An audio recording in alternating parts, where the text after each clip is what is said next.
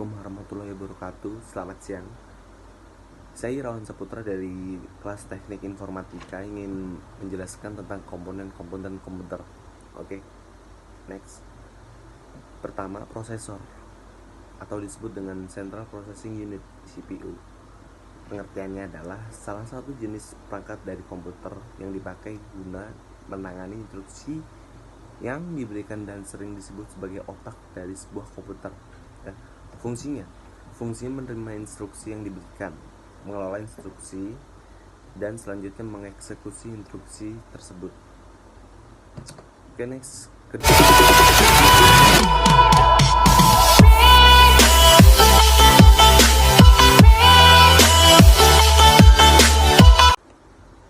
Oke, yang kedua ini untuk membahas motherboard. Motherboard ini adalah papan sirkuit cetak ya.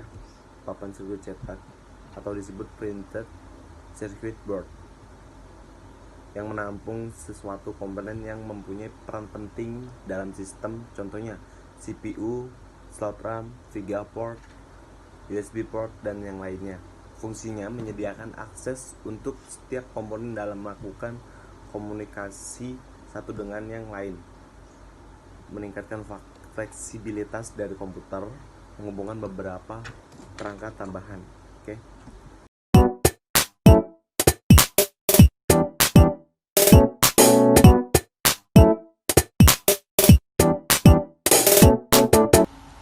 Oke, yang ketiga ini ada RAM atau disebut dengan Memory Random Access Memory. Pengertiannya adalah jenis perangkat keras komputer berbentuk chip yang digunakan sebagai media penyimpanan. Dan sesuai namanya, RAM ini melakukan penyimpanan secara acak. Singkatnya, hanya dapat diakses saat komputer dinyalakan.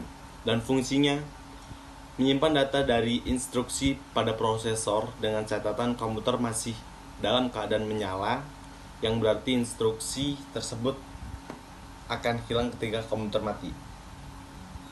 Oke.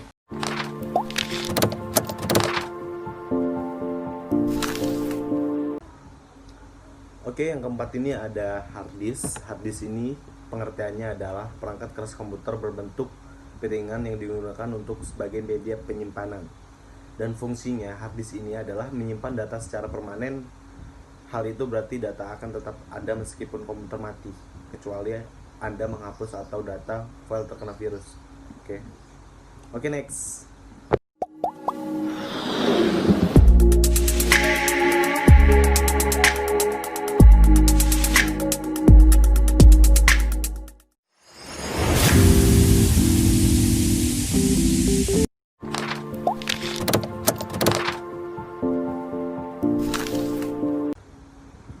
Oke, yang kelima ada optical drive, guys. Ya, pengertian dari optical drive ini adalah perangkat keras komputer yang digunakan untuk sebagai media penyimpanan.